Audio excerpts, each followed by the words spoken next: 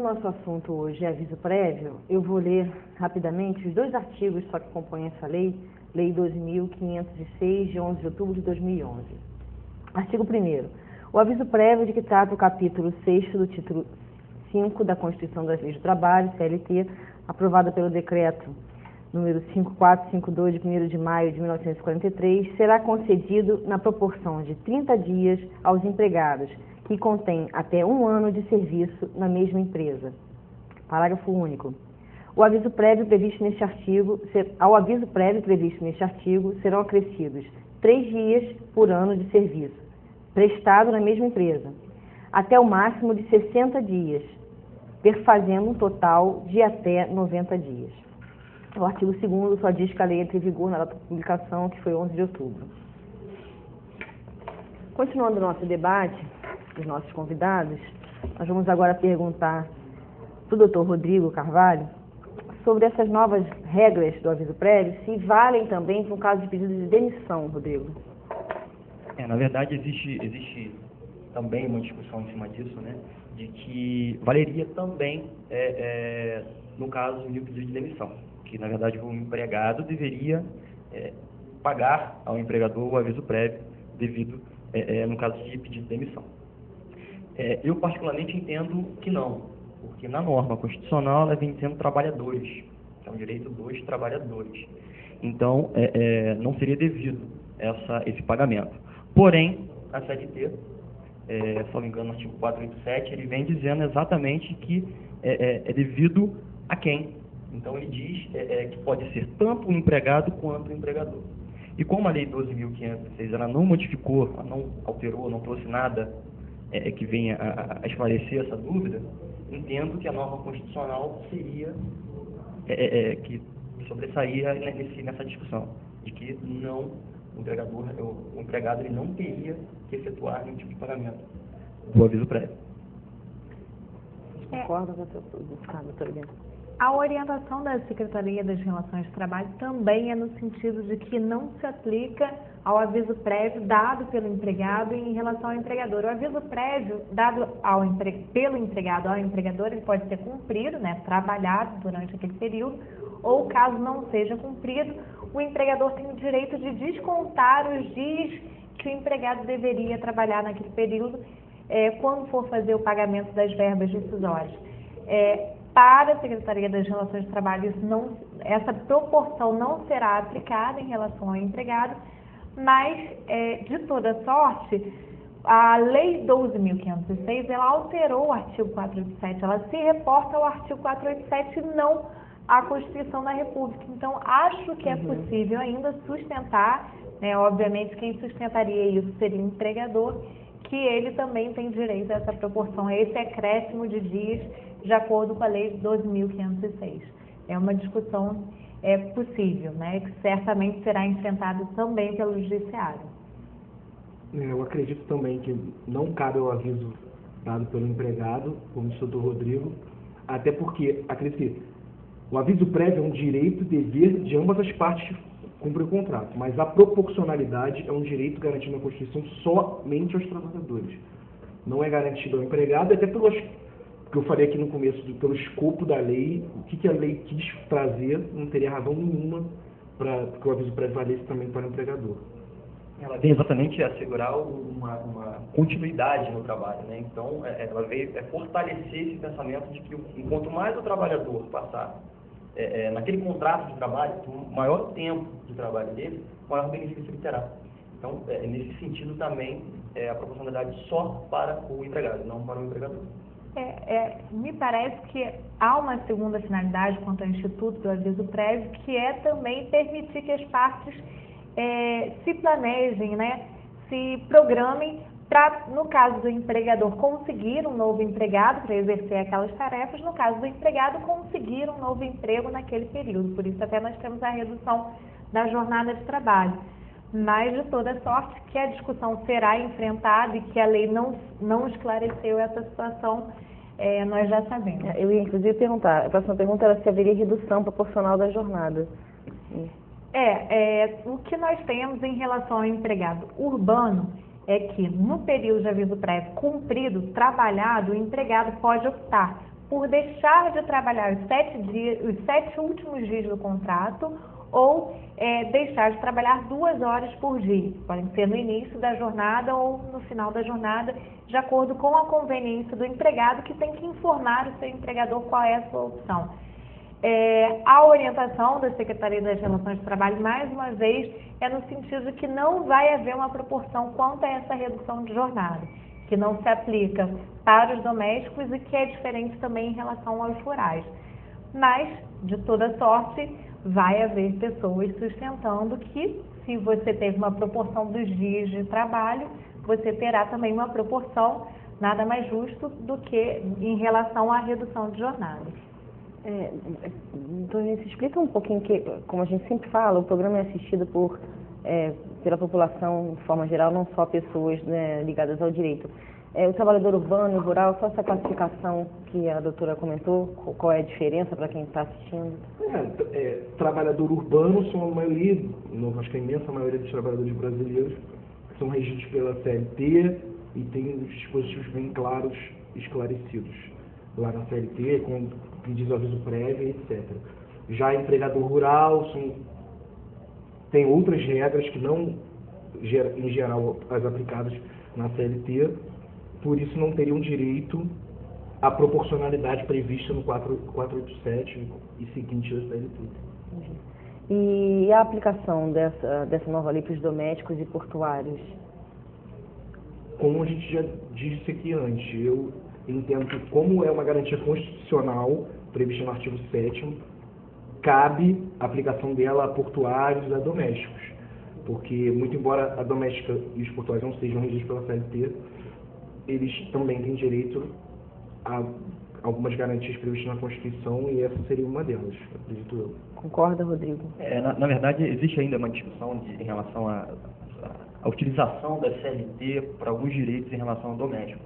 Eu também entendo que faria juiz sim à proporcionalidade do aviso prévio, os dias que a nova lei traz, só que existe essa discussão da utilização da CLT para o empregado doméstico.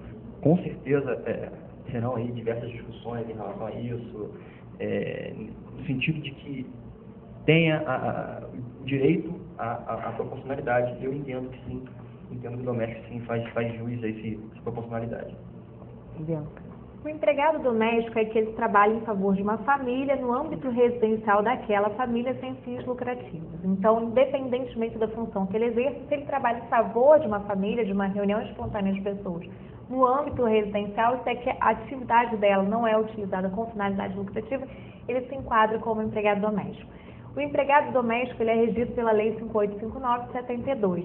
Então, ao empregado doméstico, em princípio, não se aplica a CLT, mas o parágrafo único, artigo 7º da Constituição da República diz quais são os direitos garantidos também aos domésticos. Alguns desses direitos não têm execuibilidade na Lei 5859 de 72, então a gente precisa recorrer à CLT para dar execuibilidade a esse direito, como é o caso do aviso prévio. A gente tem que se valer do artigo 487 e demais dispositivos que regulamentam o aviso prévio do urbano para aplicá-lo ao doméstico. Então, a meu ver, é perfeitamente compatível a aplicação do aviso prévio proporcional em relação ao empregado doméstico. Quanto ao portuário, vale fazer uma ressalva, que é a seguinte: o inciso 34 do artigo 7º equipara o empregado portuário vinculado aos empregados urbanos. Então, eles têm os mesmos direitos que os empregados urbanos, adicional noturno, adicional de hora extra, adicional de insalubridade, e da mesma forma, se estiverem trabalhando na condição de vinculados, terão também direito à proporção do aviso prévio, a meu ver. Essa foi a orientação da Secretaria das Relações de Trabalho, que disse expressamente que se aplicaria tanto ao doméstico quanto aos empregados portuários. E os dias acrescidos no aviso prévio devem ser considerados para os cálculos, né, dos demais direitos na dispensa do empregado, sim ou não, por quê? Muitas súmulas do TST tratam nessa matéria. O artigo 487, parágrafo 5º e 6º falam da projeção do período do aviso prévio para todos os efeitos legais. Então, acho que é perfeitamente compatível a aplicação desses dias que serão acrescidos para fins de baixa na carteira de trabalho, projeção de horas extras, depósito do fundo de garantia e demais parcelas. Então, eu acho que a baixa na carteira de trabalho deve considerar esse período acrescido de aviso prévio, assim como o prazo prescricional. Há uma súmula que diz, a OJ 83, salvo engano, diz que o prazo prescricional só começa a fluir do término do aviso prévio. Então, se você acresceu mais 3, 6, 9 dias, quantos dias forem, aquele período será computado também para fins do início do cômputo do prazo prescricional. De acordo com a posição da doutora? Com a doutora também. Também, Rodrigo. Até porque isso já vinha, o aviso prévio já vinha nesse contexto, né? Já se enquadrava já nesse conceito. Então, nada mais justo que também os dias que forem acrescidos também computem para as demais verbas. E para esse acréscimo trazido pela lei, deve ser entendido, né? Assim, eu acho que agora vai ter uma discussão. Somente o ano completo, né? Ou deve ser observada a variação mensal do contrato? Doutor Vinícius. A lei nesse ponto não é clara, não diz expressamente, só fala a palavra ano, e não diz expressamente se é completo, se tem alguma proporcionalidade nesse ano que se refere. Acredito eu que seria injusto ao trabalhador ter que esperar um ano completo para que tivesse direito a alguma proporcionalidade. Não sei ainda como vai ser feita essa proporcionalidade anual, se vai haver ou não, mas acredito que tanto o judiciário deveria tentar caminhar teses para que o empregado tivesse direito a uma proporcionalidade anual desses dias acrescidos pela nova lei. Eu imagino que seja injusto e o empregado não consiga compreender se ele foi dispensado com 1 ano e 11 meses, por que ele não teve direito ao aviso prévio proporcional, se um colega seu que trabalhou 2 anos, 1 mês a mais, tem direito a esse aviso prévio proporcional. Para o empregado é complicado entender isso. E, de fato, concordo que a lei não tenha sido clara nesse sentido. É uma situação de difícil solução, né? Então, com certeza, vai depender do amadurecimento dos operadores do direito e do judiciário, como ele vai receber a aplicação dessa lei. Um outro fator também interessante seria, utilizando o exemplo da doutora, de 11 meses, 1 ano e 11 meses. O aviso prévio trabalhado contaria também para mais 3 dias? Também é uma outra discussão que seria válida. Entendo que realmente é o ano completo, para que venha a ter a proporcionalidade de 3 dias por cada ano. Mas também é uma discussão que vai ser bem válida e vai enriquecer bastante o tema. E que proporção seria essa, né? Essa é a dúvida. Então, se aquele que for, trabalhou seria, né? 1 ano e 6 meses, fração superior a 6 meses, ou a cada 3 meses você tem direito a mais um dia, a cada 4 meses você tem direito a mais um dia. Enfim, são dúvidas e são teses que, sem dúvida alguma, surgirão para serem enfrentadas pelo judiciário e pelos operadores do direito. Eu quero lembrar aqui aos telespectadores que justamente essa lei é nova. Lógico que os advogados já têm que, né, estudar, porque já vão ser perguntados aí para os seus clientes, mas a gente tem muita coisa que a gente não sabe realmente como é que vai ficar, porque, como a gente falou no início, tem lacunas, tem situações que a gente pode ver de diversas formas. A gente está tentando aqui, né, levantar a maior parte de dúvidas possíveis para poder esclarecer a vocês, né, pelo menos qual é o encaminhamento que essa lei deve dar de diferente aí para o trabalhador. Então, agora a próxima pergunta. Para esse acréscimo trazido pela lei, deve ser entendido... já falei, desculpa. O empregado, ele continua tendo direito à jornada reduzida quando do cumprimento do aviso prévio, e a segunda pergunta, como ficam esses direitos após as mudanças? Acho que agora é para... após essas mudanças. Acho que a gente, bem ou mal, já abordou, né? Que é a questão da projeção do período do aviso prévio como tempo de serviço para todos os fins. Se a regra está dessa forma, no parágrafo 5º, parágrafo 6º do artigo 487, se o TST já consolidou o seu entendimento através de inúmeras súmulas e OJs nesse sentido, imagino que esse raciocínio também será aplicado. Vai ser nesse sentido, provavelmente. Quanto à proporção e quanto ao acréscimo dos dias do aviso prévio. Eu acredito também quanto a esse ponto não ter nenhuma mudança relevante. Eu acredito que a proporcionalidade não vai trazer tanto impacto quanto a esse ponto nas relações jurídicas já existentes. Ela estava falando de TST, também a gente tem que pedir até para o Rodrigo agora, explicar um pouquinho por que isso influencia, como é que é isso enunciado, enfim, para a gente explicar para as pessoas.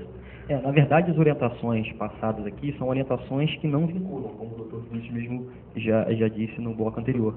Ela não tem força de lei, ou seja, ela não é obrigada, não obriga que os empregados e empregadores cumpram aquela determinação. Na verdade, são orientações.